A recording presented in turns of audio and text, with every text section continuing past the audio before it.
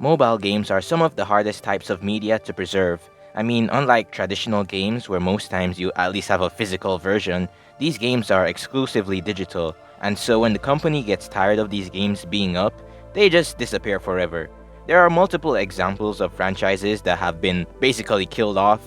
You know which ones I'm talking about. But what if I told you that there's a game that's very iconic, but nowadays is basically unplayable, almost like it's been hidden from us?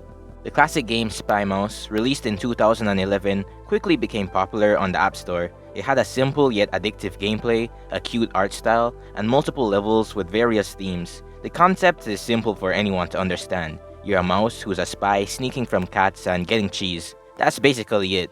These simple types of games are the ones that blow up the fastest, and this one surely did. It was even number 1 on the App Store for a while. But now when you search it up, there's nothing really showing. There's only this cheap Tom and Jerry ripoff version made by Global Fun Games, which makes a bunch of other Cartoon Network slot mobile games. But anyways, the main thing isn't here, so what's up?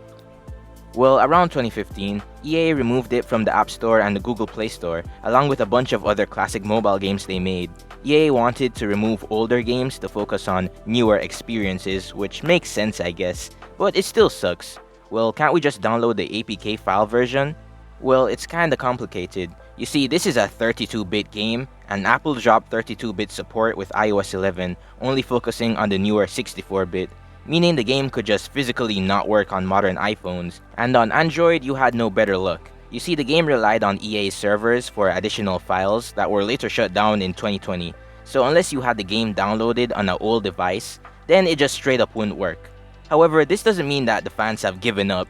See, there's a very dedicated community to this game. Why? I don't know.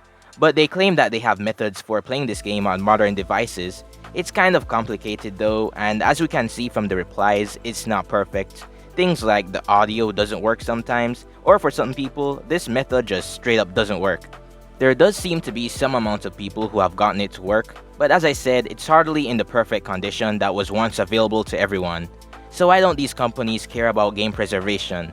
Well, at least for the mobile department, it is still very niche. At least for companies as big as EA. If you're not making Candy Crush Clone 400 or don't have an already successful mobile IP to work with, at that point, you're better off just giving up, which is what they did. I mean, EA already has a bunch of other games that they're focusing on, so I guess they're probably not gonna stop what they're doing to listen to fans of a 10-year-old mobile game that, while it was successful, didn't become mainstream like Subway Surfers or The Birds.